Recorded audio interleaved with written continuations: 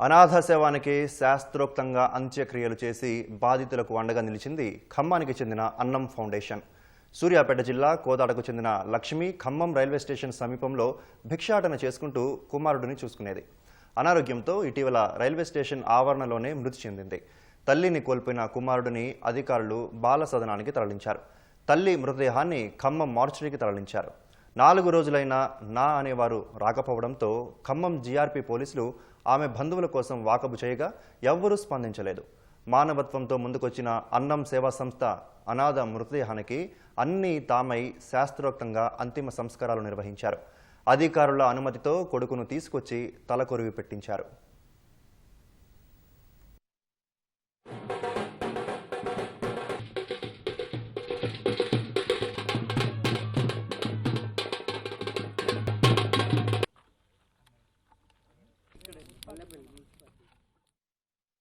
మరి 4-5 రోజులైనా కానీ కుటుంబీకులు ఎవరు రాక జీఆర్పీ పోలీసు వారు మమ్మల్ని అంత్యక్రియలు చేయమనగా మరి ఏ దిక్కు లేని మృతదేహాలంటే మేమే దిక్కుగా తలకొరి పెట్టి దహన సంస్కారం చేస్తున్నాం.